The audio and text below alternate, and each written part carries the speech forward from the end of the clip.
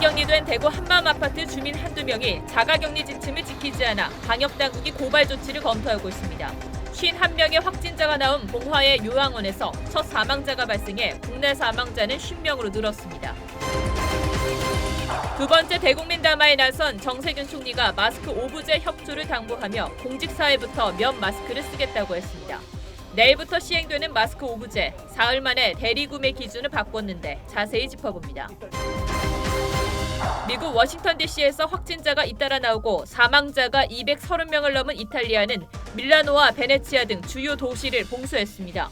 중국에서는 격리시설로 이용되던 호텔이 무너져 20여 명이 실종 상태입니다. 더불어민주당이 최고위원회의를 열어 비례정당 참여 여부를 논의했습니다. 그 결과 현장 연결해 전해드립니다. 여러분 안녕하십니까? 박정훈입니다. 오늘도 코로나 확진자가 어제 이 시각 이후 272명 추가됐습니다. 전체 확진자는 7,313명. 주로 대구, 경북 지역이었지만 이 확산세가 전국으로 퍼지는 추세는 오늘도 이어졌습니다.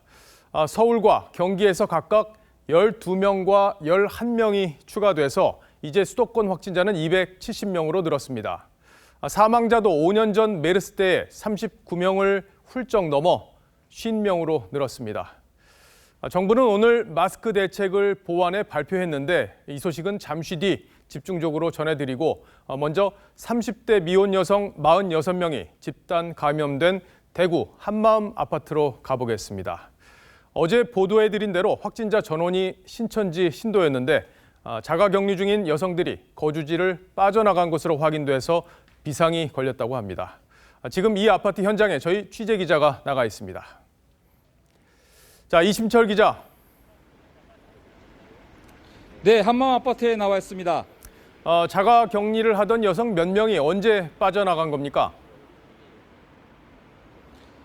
네, 정부는 한마음 아파트에 살고 있는 거주자 가운데 1명이나 2명 정도가 아파트를 빠져나간 것으로 보고 있습니다. 자가격리 조치를 위반한 것인데요. 이들이 언제 나가는지는 아직 정확하게 확인되지 않고 있습니다. 하지만 정부는 집 밖에 나가 사실은 확인했지만 이들이 아파트 단지 밖으로 나가는지는 조금 더 조사를 해봐야 한다고 밝혔습니다. 정부는 한마음 아파트 입주자 140명 가운데 94명이 신천지 교인이고 이 아파트 확진자 46명 모두 신천지 교인이라고 밝혔습니다. 정부는 자가격리 수칙 위반 주민들을 고발할 예정입니다. 신천지 측은 오늘 자료를 내고 한마음 아파트가 교인 거주 시설이 아니며 이 아파트의 교인 숫자는 80명이라고 반박했습니다. 대구시가 신천지 신도 집단 거주 지역을 파악한다고 어제 저희가 보도를 해드렸는데 오늘 새로 찾아낸 곳이 있습니까? 네, 대구시는 한마음 아파트와 유사한 신천지 교인들의 집단 거주 시설을 모두 10곳이라고 밝혔습니다. 이곳은 3명에서 5명 정도가 원룸이나 단독주택에서 머무는 것으로 확인했습니다. 대구시는 신천지 대구교회가 있는 남구 대명동 일대에 교인 거주지가 집중되는 점을 확인하고 확진 판정을 받은 교인을 중심으로 정밀 역학조사를 할 예정입니다. 권영진 대구시장은 오늘 검사 대상 신천지 교인 가운데 91명이 아직 검사를 받지 않았다며 내일까지 검사를 받지 않으면 모두 고발하겠다고 밝혔습니다. 지금까지 한마음 아파트에서 TV조선 이심철입니다. 자, 내일부터는 정부가 예고했던 마스크 오부제가 시행됩니다. 생년에 따라서 1인당 주 2장씩 살 수 있는데 노약자의 대리 구매가 필요하다는 지적을 수용한 게 포인트입니다. 10살 이하의 어린이와 80순 이상의 노인 그리고 장애인에 한해서 대리 구매가 가능해진 겁니다. 정세균 총리는 마스크 부족 사태에 대해 다시 한번 머리를 숙였습니다. 먼저 백대우 기자의 보도를 보시고 세부적인 궁금증은 잠시 후 뜯어보니 코너에서 자세히 풀어드리겠습니다. 내일부터는 약국에서 출생 연도에 따라 지정된 요일에 마스크를 살 수 있습니다. 일주일에 살 수 있는 마스크 개수는 2개로 제한됩니다. 정부는 오늘 만 10세 이하 어린이와 만 80세 이상 노인, 그리고 장기 요양급여 수급자 등의 대리 구매를 허용하는 보완 대책을 발표했습니다. 정세균 총리는 오부제 시행에 앞서 마스크 부족 사태에 대해 사과했습니다. 마스크 문제가 아직 해소되지 못하고 있습니다. 중대본의 책임자로서 대단히 송구한 마음입니다. 지난달 22일 코로나 확산에 대해 사과한 뒤 두 번째입니다. 정 총리는 콩 한 쪽도 나누지 않느냐며 국민들의 양보와 배려를 당부했습니다. 혼잡하지 않은 야외나 가정 내 그리고 개별 공간에선 마스크를 착용하지 않아도 된다면서 면 마스크 사용에 앞장서겠다고 했습니다. 감염 위험성이 낮은 곳에서는 면 마스크 사용도 권장하고 있습니다. 저를 비롯한 공직사회가 먼저 면 마스크 사용에 앞장서겠습니다. 정 총리는 오늘 담화를 발표하면서 마스크를 쓰지 않았습니다. TV조선 백도현입니다. 주중에 마스크를 사지 못하면 주말인 휴일에 사야 합니다. 그런데 휴일에는 마스크를 판매하는 약국의 절반 이상이 문을 닫는 게 문제입니다. 휴일인 오늘 저희 성민혁 기자가 현장을 둘러봤는데 약국마다 제각각이어서 혼란이 벌어지고 있었다고 합니다. 함께 보시죠. 서울 종로의 약국거리.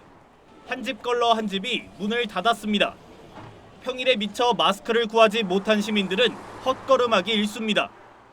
전부 매진이던데요. 아무리 봐도 주말에 쉬어야 되는데. 일요일에도 문을 여는 휴일 지킴이 약국은 전체 약국 2만 3천여 곳 가운데 30% 정도밖에 안 됩니다.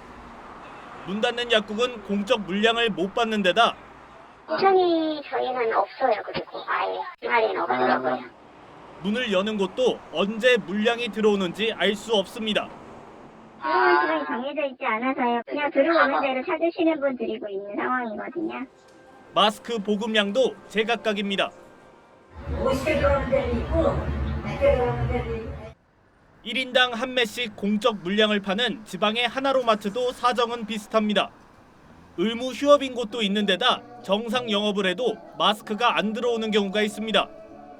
오늘은 물류센터에서 배송을 안 하는 날이라서 그래서 판매를 합니다.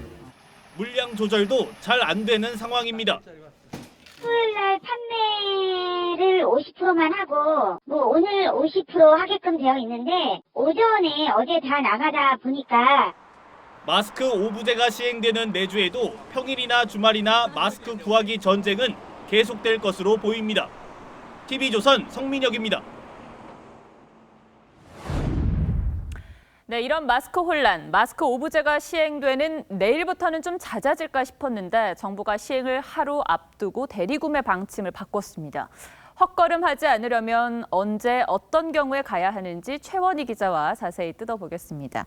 자, 최 기자, 당초 대리구매는 장애인의 경우로 한정을 했었는데 이제 유소아와 고령층의 경우에는 가능하다는 거잖아요. 기준은 나이가 되는 겁니까? 정확히는 생년이 기준입니다. 네. 만 나이로 따지면 생일이 지났는지 안 지났는지에 따라서 대상이 달라지기 때문에 2010년생을 포함해 이후 출생자. 미성년자라고 다 포함되는 건 아니네요. 네, 맞습니다. 그리고 1940년 이전 출생한 고령자가 대상입니다. 이렇게 나뉘었고요. 장기 요양급여 수급자도 포함됩니다. 지난달 기준으로 대리구매 가능 인원은 680만 명 정도입니다. 그럼 누가 대신 살 수 있는 거죠? 동거인이면 가능한데요. 9살 동생 마스크를 14살 형이나 누나도 대신 살 수 있다는 거죠. 함께 사는 것을 증명할 수 있는 주민등록 등본을 꼭 떼서 가져가야 합니다. 예. 장기요양급여 수급자 대리구매 때는 장기요양인증서도 있어야 합니다. 이제 어느 요일에 살 수 있느냐가 이제 궁금한데 예를 들어서 부모가 자녀 대신에 구매를 한다면 부모의 출생 연도가 기준이 됩니까? 아니면 자녀가 기준이 됩니까? 자녀입니다. 대리구매는 허용하지만 오부제는 허물지 않는다는 게 정부 방침입니다. 애초에 정부가 대리구매를 허용하지 않았던 게 공평한 배분 때문인데요. 네. 20명 정도 줄이 서 있으면 내 앞에 한 40장 정도 팔리겠구나 예상이 가능하잖아요. 예. 그런데 이 사람들이 대리구매를 포함해서 한 명당 부모, 자녀 것까지 한 번에 6장, 8장씩 사게 되면 마스크가 일찍 동이 나고 또 허탕치는 사람이 많아지겠죠. 그렇겠군요. 자, 그럼 부모와 자녀가 같이 약국에 가는 경우는 어떻습니까? 네, 동행 시에는요. 부모 오부제에 맞추는 게 가능합니다. 좀 헷갈리는데요. 알기 쉽게 좀 예를 들어보면요. 아빠가 1979년생 그리고 엄마가 1981년생, 아이가 2014년생인 가족이 있습니다. 오부제를 적용하면 아빠와 아이는 목요일, 엄마는 월요일이죠. 네. 엄마는 월요일에 약국 가서 본인 것을 사고 목요일에 한 번 더 줄 서서 아이 것을 대리구매할 수 있습니다. 아니면은 월요일에 아이를 데리고 가서 본인과 아이 것까지 4장을 사도 됩니다. 아이와 오브제 요일이 일치하는 아빠는 혼자 가서 아이 것까지 4장을 같이 살 수 있습니다. 네. 이렇게 기억하면 될 것 같습니다. 대리구매는 대상자의 요일, 동행구매는 구매자의 요일에 맞추는 겁니다. 네, 그러니까 들어보니까 자녀와 부모의 오브제 요일이 겹치지 않는 한 일단 누가 가느냐가 달라질 뿐이지 약국에 가서 줄 서는 횟수는 달라지는 건 없네요. 네, 안 그러면은 주말에 가는 방법도 있습니다. 네. 토요일, 일요일은요, 오브제에 상관없이 본인 것은 물론 대리구매까지 가능한데요. 근데 그만큼 사람이 더 몰릴 수 있다는 점은 감안하셔야겠습니다. 농협, 하나로마트와 우체국은요, 중복 구매 확인 시스템이 갖춰질 때까지 당분간 1인당 하루 1장씩 살 수 있습니다. 자, 이게 다 마스크가 충분하지 않다 보니까 생기는 일일 텐데 언제쯤 공급이 좀 숨통이 트일까요? 일일 생산량 1,000만 장 가운데 약국 등에 판매되는 공적 마스크는 하루 600만 장입니다. 일주일치를 해도 4,200만 장이니까 전 국민이 매일 1장씩 쓰기에는 턱없이 부족하죠. 한 달 안에 생산량을 1,400만 장으로 늘리겠다는 목표고 오늘 또 추가로 서류나 관세 없이 손쉽게 마스크 해외 직구를 가능하게 하는 방안도 내놨지만 수요를 완전히 채우기에는 역부족으로 보입니다. 네. 그래서 정부가 요즘 마스크를 꼭 필요할 때만 써라, 재사용해도 된다고 강조하는 것도 이 때문입니다. 네, 정부가 내놓은 마스크 대책이 이번에는 실효성을 거둬야 할 텐데요. 최 기자, 잘 들었습니다. 네, 마스크 수요 공급 문제도 해결해야겠지만 정부는 이런 범죄도 성행하지 않게 잘 단속해야겠습니다. 최근 SNS 오픈 채팅방에서 밀봉 포장하지 않은 가짜 마스크를 묶음으로 판매한 일당이 경찰에 붙잡혔습니다. 이런 불량 마스크 온라인에서 버젓이 판매되고 있었는데 어떻게 구별해야 하는지 임서인 기자가 보도합니다. 상자 안에 개별 포장이 돼 있지 않은 마스크들이 가득합니다. 지난 3일 경찰이 압수한 가짜 KF94 마스크 2만 1,000장입니다. 경찰은 SNS 오픈 채팅방에서 식약처 인증을 받지 않은 마스크를 KF94 인증 제품으로 속여 장당 2,250원에 판매한 혐의로 A씨 등 5명을 적발했습니다. A씨 등은 수십 장 묶음으로 사용 기한과 제조 번호 등이 없는 이른바 벌크 형태로 마스크를 팔았습니다. 포털 사이트에서 KF 마스크를 검색해 보겠습니다. KF 인증 마스크를 벌크형으로 판매한다는 글을 심심치 않게 볼 수 있는데요. 이런 마스크는 불량일 가능성이 높습니다. 의약외품인 보건용 마스크는 약사법에 따라 밀봉 포장해야 하고 제품 정보를 표시해야 합니다. 공적 판매처가 아닌 경우 별도의 포장 없이 판매하는 제품은 불량이거나 품질이 떨어질 수 있기 때문에 마스크 품귀 현상이 심해지면서 온라인에서 가짜 마스크 판매가 기승을 부리는 상황. 보건당국은 식약처가 운영하는 의약품안전나라 홈페이지에서 마스크의 KF 인증 여부를 확인할 것을 권하고 있습니다. TV조선 임서인입니다. 경북에서 집단 감염으로 가장 걱정되는 곳이 바로 봉화의 푸른 요양원입니다. 이미 51명이 확진 판정을 받았는데 치매와 기저질환이 있어 중증 환자가 많은 상태죠. 그런데 오늘 첫 사망자가 나와 보건당국은 바짝 긴장하고 있습니다. 김승돈 기자가 현장에서 보도합니다. 봉화 푸른 요양원에서 확진 판정을 받은 78살 여성 A씨가 숨졌습니다. 지난 5일 확진 판정을 받은 지 사흘 만입니다. 이 여성은 김천 의료원으로 옮겨져 치료를 받았지만 폐렴이 악화돼 어제 오후 숨졌습니다. 51명이 무더기 감염된 푸른 요양원의 첫 사망자입니다. A씨는 지난 2018년 요양원에 입소했고 평소 치매와 통풍 등 기저질환을 앓아왔습니다. 푸른 요양원에서 확진 판정을 받은 또 다른 8, 90대 노인 6명은 중증 환자로 분류돼 있습니다. 80대 이상의 고령이십니다. 그리고 대부분 기저질환을 가지고 있는데요. 치매라든지 고혈압, 당뇨, 천식, 호흡기 질환.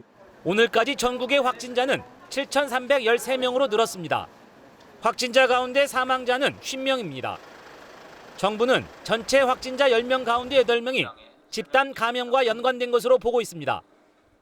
발생 사례를 분석한 결과 의료기관, 사회복지시설, 종교시설 등을 중심으로 집단 발병 사례가 지속 확인되고 있는.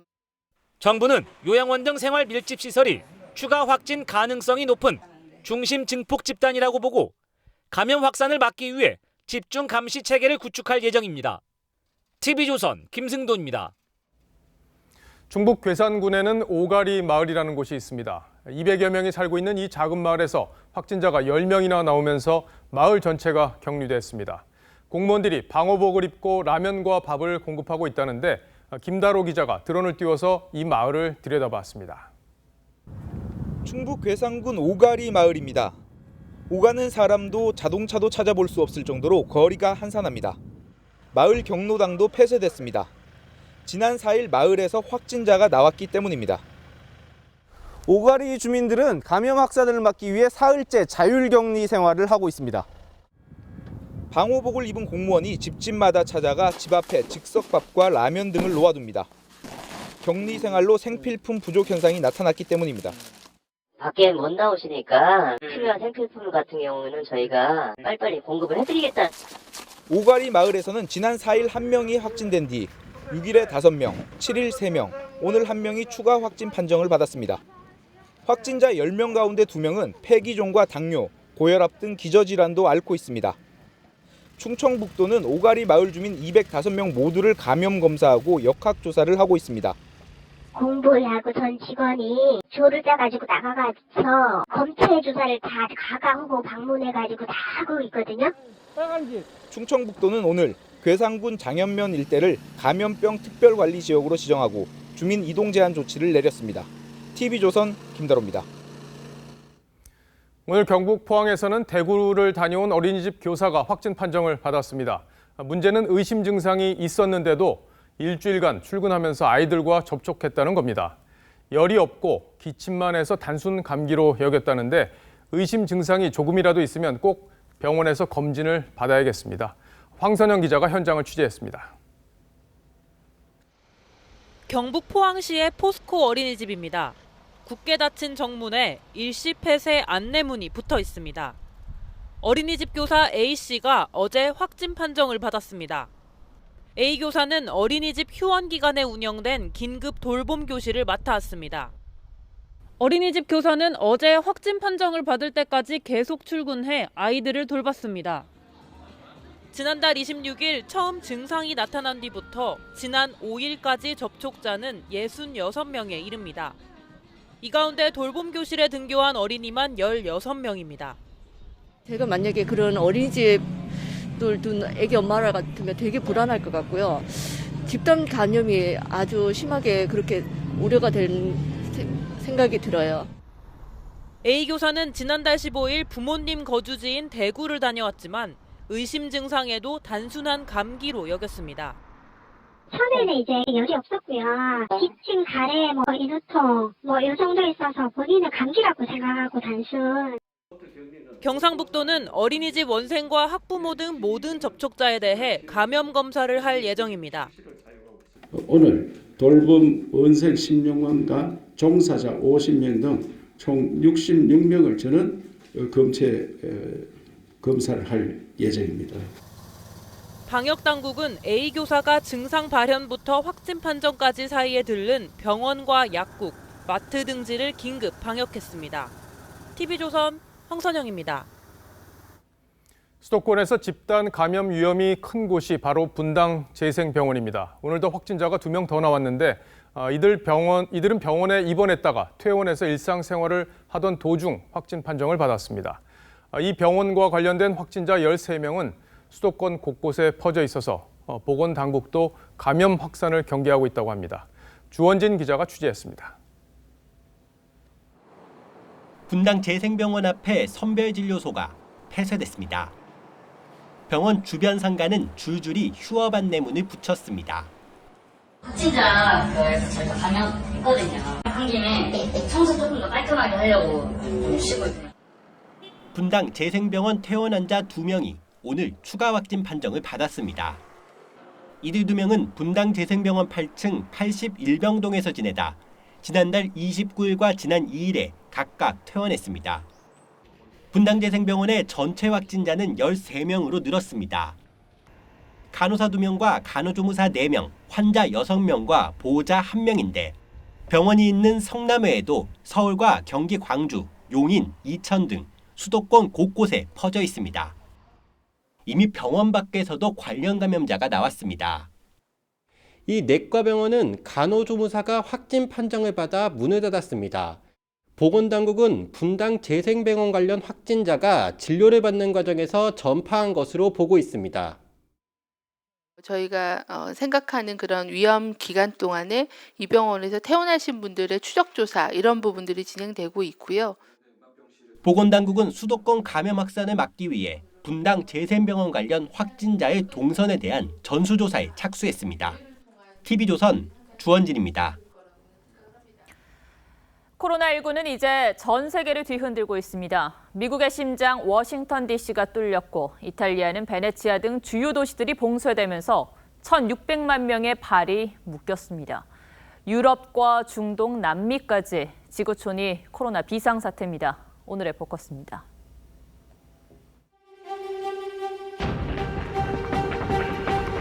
코로나19가 미국의 심장부, 수도 워싱턴 DC에 상륙했습니다.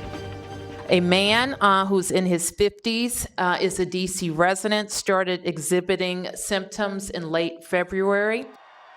트럼프 대통령과 펜스 부통령이 참석해 코로나19 대처를 자찬했던 행사장에서도 확진자가 나왔습니다. My administration has taken the most aggressive action in modern history to control our borders and protect Americans from the coronavirus. 미 정치권은 슈퍼전파 우려에 바짝 긴장하고 있습니다. 미국 31개 주에서 감염자가 속출하는 가운데 뉴욕주는 하루 새 확진자가 2배로 늘면서 비상사태를 선포했습니다. I have officially done a declaration of emergency which gives us certain powers. 일본 크루즈선 집단 감염의 악몽이 재현될 조짐도 보입니다. 샌프란시스코 앞바다에 정박 중인 그랜드 프린세스호에서 이미 20명 남짓 확진을 받았고 전수조사가 끝나면 환자 수는 폭증할 것이란 전망입니다. 이집트에서도 크루즈선 악몽은 계속되고 있습니다. 나일강을 오가는 리버 아누케토에서 탑승자 3분의 1의 감염이 확인된 겁니다. 19 أجنبي من ال 45 و26 مصري 11 من المصري سلبي النهارده. 중동 13개국의 확진자는 6천 명을 넘어섰습니다. 중국과 교류가 많아 가장 피해가 심각한 이란에선 145명이 사망했는데 삼선 의원도 투병 중 숨졌습니다. افرادی که بر اساس یافته‌های قطعی آزمایشگاهی بیماری کووید 19 داشتن متاسفانه جان خودشون رو از دست دادند. 유럽에선 이탈리아를 중심으로 빠르게 퍼지고 있습니다. 사망자 기준으론 중국 외 국가 중 가장 많습니다. 집권당 대표도 감염을 피하지 못했습니다. Allora è arrivato anche io ho il coronavirus. 밀라노와 베네치아 등 북부 지역 3분의 1이 레드존으로 봉쇄돼 1,600만 시민의 발이 묶였습니다. Stai scappando, insomma? Sì, mettiamola così, una fuga. 남미에선 아르헨티나에서 첫 사망자가 나왔습니다. 전 세계 확진자 10만 명 중 2만 명이 중국 밖에서 발생한 상황. WHO는 팬데믹 선포를 주저하고 있지만 감염병 전문가들은 이미 대유행 단계에 진입했다고 지적하고 있습니다. 뉴스 7 포커스였습니다. 코로나 사태 수습을 자부하던 중국에서 격리시설로 사용하던 호텔이 순식간에 무너지는 일이 일어났습니다. 50여 명의 사상자가 발생했고 아직도 많은 사람들이 매몰돼 있습니다. 한국인은 이 호텔에 없었던 걸로 알려졌습니다. 유지연 기자입니다. 건물 옆에서 뭔가가 와르르 무너지며 쏟아지고 곧 뿌연 먼지로 뒤덮입니다. 철골이 그대로 드러난 건물은 완전히 붕괴돼 형체를 알아볼 수 없을 정도입니다. 현지 시간 어제 오후 7시 30분쯤 중국 동남부 푸젠성의 취안저우시에 있는 신자 호텔 건물이 갑자기 무너졌습니다. 이 건물 안엔 코로나19 밀접 접촉자들이 강제 격리되고 있었습니다. 밤샘 구조 작업 속에 50여 명은 구조됐지만 20여 명은 여전히 매몰돼 있습니다. 구조자 가운데 10명이 숨졌고 38명은 병원에서 치료를 받고 있습니다. 현장에 투입된 소방대원들은 구조 작업 도중 코로나19에 노출될 가능성이 있어 마스크를 쓴 채 구조 사투를 벌이고 있습니다. 해당 건물에 강제 격리 중인 한국인은 없었지만 인근에 우리 국민 3명이 강제 격리 생활 중인 것으로 알려졌습니다. 무너진 건물은 하루 숙박비가 100위안, 우리 돈 17,000원 정도의 상대적으로 저렴한 호텔로 코로나19 환자 발생이 많은 저장성, 원저우 등의 중국인들이 주로 격리돼 있었습니다. TV조선 유지현입니다. 지난달 박능우 보건복지부 장관이 국내 코로나 사태의 원인은 중국인이 아니라 중국에 다녀온 한국인이라고 말했죠. 그런데 확진자가 대거 나온 뒤부터는 중국인 확진자가 있는지 없는지 정부는 모르고 있습니다. 확진자가 외국인인 경우 국적 파악이 안 되는 건데 이게 무슨 상황인지 최원영 기자가 보도합니다. 국내 첫 코로나19 확진자는 우한에서 입국한 30대 중국인 여성입니다. 이후 28번까지 모두 6명의 중국인이 확진됐습니다. 하지만 그 뒤로도 지난 5일까지 41명의 외국인이 감염됐지만 국적은 파악되지 않고 있습니다. 각 시군 보건소는 확진자가 발생하면 질병보건통합관리 시스템에 입력해 신고하는데 내 외국인 구분만 하고 국적은 따로 입력하지 않는 경우가 대부분입니다. 정확한 국적을 입력해야 되는 건 의무사항은 아니다 보니 내국인, 외국인만 분류가 되어 있는 상태라서 저희가 어느 국적인지는 정확하게 알려드리기가 힘들다. 개별 역학조사를 해서 정확한 국적이나 감염 경로 등을 파악하는데 대구 신천지 교인인 31번 확진자 이후 환자 수가 급증하자 제대로 조사를 못하고 있습니다. 현재 역학조사가 등록된 확진자는 550번까지입니다. 국민들은 외국 나갈 때 입국 금지 당하고 있지 않습니까? 근데 이제 우리 문재인 정부는 외국인에 대한 철저한 조사나 확인이 안 되고 있는 것이죠. 분류도 안 되고 있고. 지난달 26일 박능우 보건복지부 장관은 국내 코로나19 전파의 가장 큰 원인은 중국에서 들어온 한국인이라고 했는데 정작 우리 정부는 감염된 중국인이 몇 명인지조차 파악하지 못하고 있습니다. TV조선 최원영입니다. 우리의 삶을 많이 바꾼 코로나19가 소비 방식도 변화시키고 있습니다. 최대한 마주치는 걸 줄이면서 돈을 쓰는 건데요. 방문 서비스를 하는 업종들은 난감한 상황입니다. 권용민 기자입니다. 커피 전문점이 한산하기만 합니다. 하지만 매장 바깥엔 차들이 줄지어 있습니다. 이 업체의 경우 지난 2달간 차 안에서 주문하고 커피를 받는 드라이브스루 주문 건수가 전년 대비 32%나 급증했습니다. 사람들이랑 접촉하는 순간이 많이 줄어드니까 특히나 이제 자기 자동차는 또 안전하다는 조금은 의식을 더 갖고 있으니까는 아마 음식 배달도 직접 전달 대신 문 앞에 놓고 가는 방식으로 바뀌었습니다.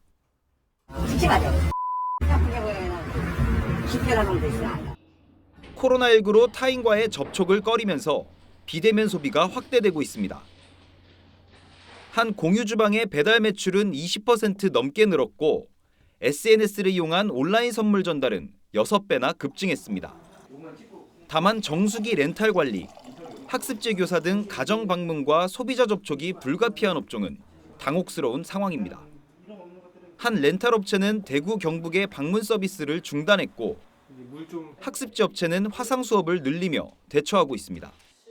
화상 수업을 할 경우는 학부모님들과 학생들도 교재를 받고 수업이 진행이 되니까 수업 결손이 없다라고. 코로나19가 사람과 사람의 만남 자체를 두렵게 만들었습니다. TV조선 권용민입니다.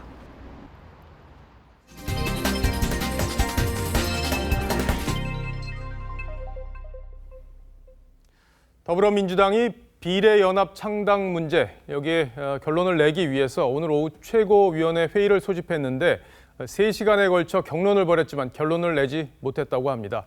결국 다음 주 전당원 투표를 통해 결정하기로 했습니다. 국회 취재기자 연결해서 금방 들어온 소식을 정리해보죠. 자, 이태희 기자, 민주당 지도부가 결국 결론을 내지 못했네요. 네, 민주당 지도부는 비례정당 참여 문제를 당초 오늘 결론 짓겠다는 입장이었지만 3시간에 걸친 논의에도 방향을 정하지 못했습니다. 당초 6시로 예상됐던 종료 시간을 1시간 훌쩍 넘겨 논의를 이어갔지만 최고위원들 간 이견을 좁히지 못한 건데요. 강훈식 수석 대변인은 최고위 직후 다른 내부 의견들이 있었던 건 사실이라며 그런 것도 조정하는 시간이 필요할 것 같다고 했습니다. 비례연대 참여 문제에 대한 첨예한 당내 의견이 반영된 것으로 보입니다. 당 지도부는 대신 다음 주 중 전당원 투표로 의견을 모아 최종 결정하기로 했습니다. 강 대변인은 전당원 투표 배경을 사안의 중대성과 무게감 때문이라고 했습니다.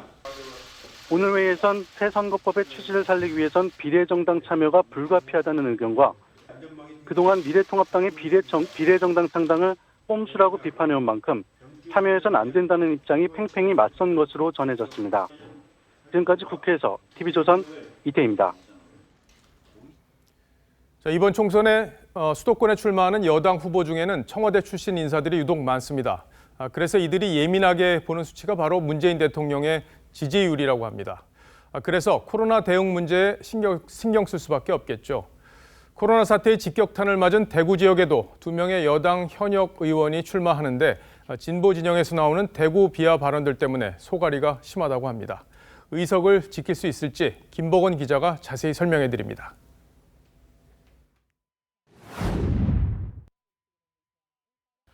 문재인 대통령의 복심 중 복심으로 꼽히는 윤건영 전 국정상황실장이 서울 구로 을에 나서자 미래통합당은 개혁 성향이 강한 김용태 의원을 지역구를 옮겨 맞불을 놨습니다. 문 대통령이 입으로 불렸던 윤영찬 전 국민소통수석은 성남 중원에서 통합당 신상진 의원과 또 고민정 전 대변인은 서울 광진을에서 오세훈 전 서울시장과 대결합니다. 고 전 대변인과 오 전 시장은 최근 한 여론조사에서 오차 범위 내 박빙인 걸로 조사됐습니다. 서울 관악을에선 정태호 전 일자리 수석과 통합당 오신환 의원이 리턴 매치를 벌이고 강서을에선 진성준 전 비서관과 김태우 전 특감반원의 청와대 출신 대결이 성사됐습니다. 코로나 사태 전인 1월 둘째 주 서울 지역 대통령 지지율은 46%, 지난주 지지율은 43%였습니다. 수도권 민심이 풍향계 역할을 하는 만큼 청와대 출신들로선 코로나 사태가 신경이 쓰일 수 있습니다. 자, 코로나 최대 피해 지역인 대구에는 민주당 소속 현역 의원이 2사람이 있습니다. 최근 민주당 대변인의 대구 봉쇄 발언에 이어 일부 인사들의 대구 비하 발언까지 나오면서 수성이 비상이 걸렸습니다. 지난 총선에서 60%가 넘는 득표율을 보였던 대구 수성갑의 김부겸 의원은 지역구를 옮겨온 통합당 사선 주호영 의원과의 혈투가 불가피합니다. 대구 북구리 지역구인 홍일학 의원과 맞붙을 미래통합당 후보는 경선을 통해 정해집니다. 1월 둘째 주 대구 경북 지역 대통령 지지율은 36%에서 지난주 21%로 15%포인트 떨어졌습니다. TV조선 김복원입니다.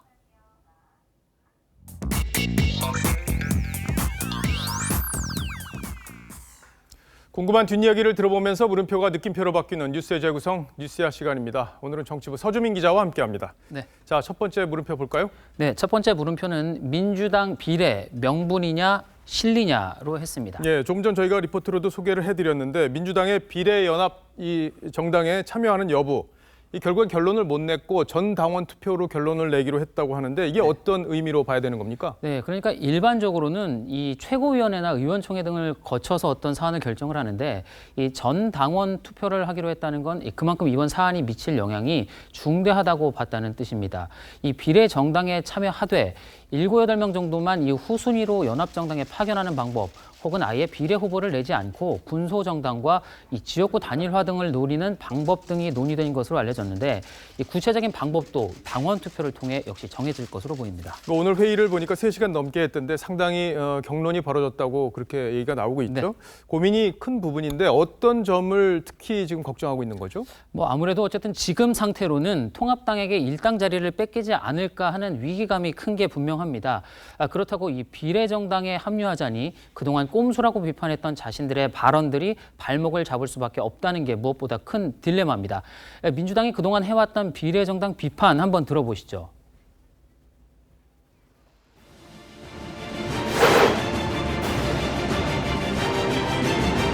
수당 수단과 방법을 가리지 않고 의석 확보에 혈안된 정당을 보호할 헌법과 법은 어디에도 없습니다.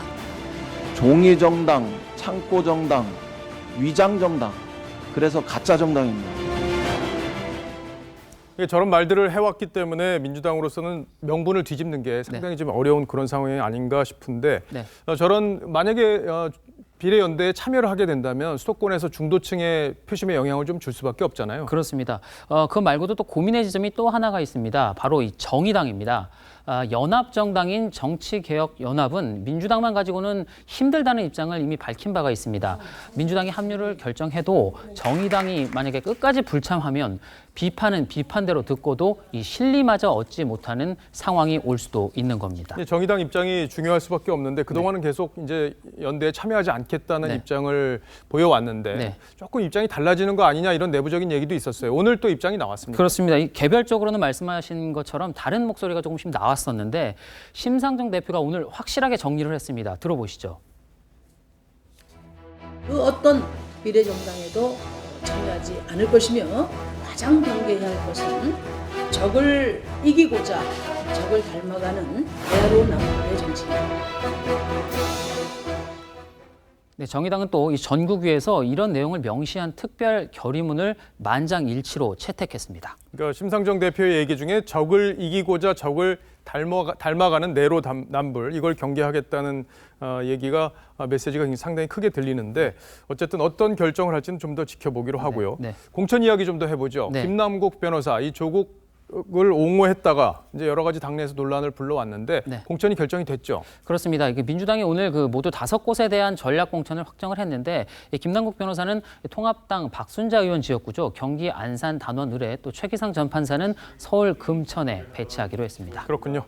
자, 첫 번째 물음표 정리해보죠. 네, 첫 번째 물음표 민주당 비례 명분이냐 실리냐의 느낌표는 공은 당원들 손해로 했습니다. 예, 이제 당원들이 어떤 결정을 내릴지 지켜보도록 하죠. 자, 두 번째 물음표로 가볼까요? 네, 두 번째 물음표를 말씀드리기 전에 영상을 먼저 한번 보시겠습니다.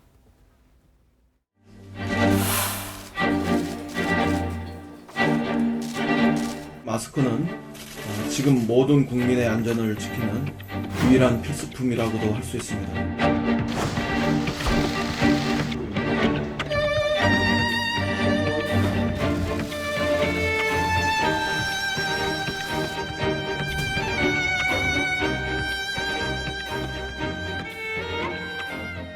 네, 방금 영상으로도 보셨는데 두 번째 물음표는 그래서 마스크 어쩌란 말이냐로 했습니다. 예, 이 마스크를 써야 하는지 말아야 하는지 혼란스럽게 만든 게 정부의 책임이 적지 않은데 집권 여당도 역할을 제대로 못하고 있다 이런 비판을 피하기는 어려워 보여요. 그렇습니다. 또 다른 영상을 한번 보시죠. 이 코로나19 초기 때인 지난달 10일 민주당 회의 모습입니다.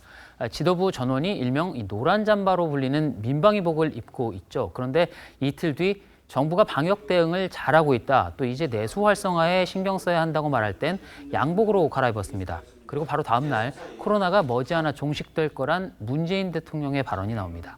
이 정당의 공개 회의는 그것 자체가 하나의 메시지입니다. 마스크를 썼다 벗었다, 잠바를 입었다 벗었다는 모습, 이 방역 정책이 얼마나 우왕좌왕했는지 보여주는 단적인 예라고 하겠습니다. 이제 바로 저런 부분 때문에 국민들이 느끼는 이 마스크 스트레스가 더 증폭된 부분도 있는데 마스크 공급과 관련해서도 계속 발언들이 오락가락했죠. 그렇습니다. 이 마스크 수급과 관련해서 이해찬 대표의 말이 불과 사흘 만에 어떻게 달라졌는지를 한번 들어보시죠. 마스크 수급에 특단의 대책을 마련했고 오늘부터 물량이 본격적으로 공급되기 시작할 것입니다. 현재 공급 물량 갖고는 모든 국민이 하루에 한 개씩 바꿔 쓰기는 어려운 실정입니다. 저도 2개 가지고 일주일을 사용합니다. 일주일에 마스크 2개만 사용한다는 이 대표의 말, 문매를 많이 맞았는데 공교롭게도 정부가 이 마스크 오부제를 발표하면서 결국 현실이 됐습니다. 예, 이제 좋든 싫든 마스크 2개 가지고 일주일을 놔야 되는 그런 상황이 됐어요. 자, 두 번째 물음표도 정리해 볼까요? 네, 두 번째 물음표 마스크 어쩌란 말이냐의 느낌표는 은근슬쩍이 불러온 불신으로 했습니다.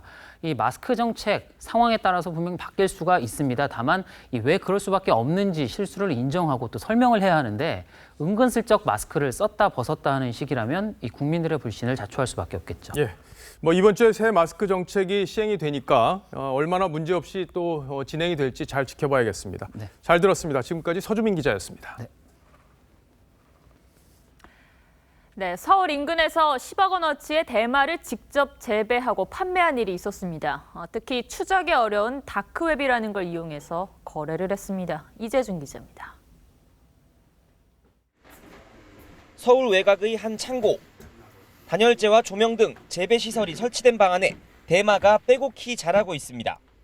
검찰 수사 결과 38살 박모 씨 등은 2018년 중순부터 지난 2월까지 창고형 건물에서 대마 197주를 재배했습니다. 1년 동안 판매한 대마는 6.5kg, 4억 3,700만 원 상당. 13,000명이 동시에 흡연할 수 있는 규모입니다. 압수한 대마는 5.4kg, 5억 4천만 원어치입니다. 이들이 재배한 대마는 환각 성분 함유량이 높아 중국 등 외국산보다 최대 10배가량 비싼 가격에 팔렸습니다. 판매 홍보엔 일명 다크웹을 활용했습니다. 다크웹은 IP 추적이 불가능한 인터넷망으로 특정 웹브라우저를 통해서만 접속이 가능해 주로 범죄에 이용됩니다. 지난해 8월 신설된 검찰 다크웹 전문수사팀이 판매 광고를 발견해 덜미가 잡혔습니다. 검찰은 해외로 도주한 공범 한모 씨를 추적하는 한편 대마를 판매한 혐의로 38살 박모 씨 등 2명을 구속 기소하고 이들과 함께 대마를 재배한 52살 박모 씨는 불구속 기소했습니다. TV조선 이재중입니다.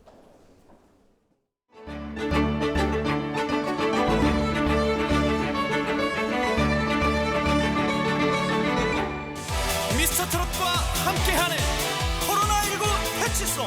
더덕지는 기본, 손 씻기는 필수, 기침할 땐 입을 가려줘. 조금만 견디면 지나갈 거야. 코로나 물러갈 거야. 짠짠짠짠짠짠. 미스터트롯 출연진이 내놓은 코로나 퇴치송입니다. 코로나 사태가 장기화되면서 함께 힘을 모아 국난을 이겨내자는 열기가 뜨겁습니다. 자, 이런 모습은 대구에서 더 빛을 발하고 있습니다. 외지로 나간 자녀들의 독촉에도 자발적 봉쇄를 택한 이 대구 부모의 사투리에 많은 국민의 가슴은 뭉클했습니다. 중국 우한에서 500만 명이 탈출한 것과는 다른 모습이죠. 마스크 15개를 모아서 서울 사는 딸에게 보냈다는 대구 엄마의 사연은 코로나 사태를 사랑으로 극복하고 있다는 자신감을 줍니다. 나는 열심히 공부하고 있을게. 꽃이 필 때는 몸 건강이 돌아와줬으면 좋겠어. 한 고등학생이 대구로 의료 지원을 간 엄마에게 보낸 응원 편지도 많은 이의 눈가를 적셨습니다. 직접 가지 못한 국민들도 성금과 물품으로 대구의 아픔을 함께하고 있죠. 하지만 이번에도 정치권은 별 힘이 되지 못했습니다. 통상의 차단 조치를 넘어서는 최대한의 봉쇄 정책을 시행, 확산을 조속히 차단하기로 하였습니다. 대구 봉쇄 발언으로 홍익표 수석 대변인이 사퇴한 지 10여일 만에 이번에는 민주당 청년위원이 통합당 지역인 대구는 손절해도 된다. 이렇게 글을 올려 대구 시민의 힘을 빠지게 했습니다. 방송인 김어준 씨는 코로나 사태를 대구 사태라고 부르기도 했죠. 숫자가 명백히 말하고 있는 겁니다. 우리 코로나 사태는 대구 사태이자 신천지 사태라는 걸. 공지영 작가도 코로나 지도와 함께 투표를 잘 하자는 글을 올렸습니다. 아무리 총선이 코앞이지만 의연하게 사투를 벌이는 대구의 풍경에 비춰보면 초라하고 부끄럽고 경박한 언행들입니다. 정부가 2주 넘도록 마스크 문제를 놓고 허둥대는 사이 국민은 고통을 함께하고 격려와 희망을 나눴습니다. 케네디 대통령은 취임사에서 국가가 여러분을 위해 뭘 할 수 있을지 묻지 말고 여러분이 국가를 위해 뭘 할 수 있을지 물으라고 했죠. 하지만 지금 이 순간만큼은 코로나 바이러스와 정치꾼의 언행에 상처받고 있는 국민을 위해 문재인 정부가 뭘 할 수 있을지 묻지 않을 수 없습니다. 오늘 앵커가 고른 한마디는 의연한 대구 그리고 정치 바이러스였습니다.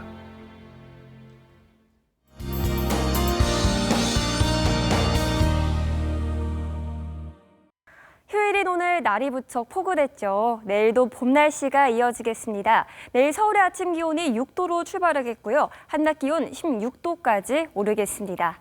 요즘 이렇게 일교차가 크죠. 오늘 낮 동안에 따뜻해진 공기가 밤사이 차가워지면서 밤부터 내일 아침까지 충북 남부와 경북 남부 내륙을 중심으로 가시거리 200m 이하의 짙은 안개가 끼는 곳이 있겠습니다. 내일 낮부터는 차차 흐려지면서 봄비가 오겠습니다. 비는 오후에 제주도부터 시작돼 밤에는 충청과 남부지방 그리고 강원 동해안 지역으로 확대되겠는데요. 제주가 10에서 40mm, 남부지방이 5에서 10mm, 충청과 강원 동해안 지역으로는 5mm 내외의 비가 오겠습니다. 내일 아침 기온은 서울과 인천이 6도, 대구 4도로 오늘과 비슷하겠고요. 한낮 기온은 춘천이 17도, 대구는 15도까지 오르겠습니다. 비는 내일 오후부터 시작돼 모레 새벽 사이 전국으로 확대되겠습니다. 날씨였습니다. 네, 방금 들어온 소식 전해드리겠습니다. 서울 중구 서울백병원에 지난 3일부터 입원 중이던 78세 여성이 코로나19 확진 판정을 받아 병원 외래와 응급실 일부 병동이 폐쇄됐습니다. 이 환자는 대구에서 왔다는 이유로 서울의 한 병원에서 지난 3일 진료를 거부당하자 서울백병원에는 대구 거주 사실을 알리지 않은 채 진료를 받은 것으로 전해졌습니다. 예, 뉴스7 여기서 마치겠습니다. 시청해 주셔서 고맙습니다.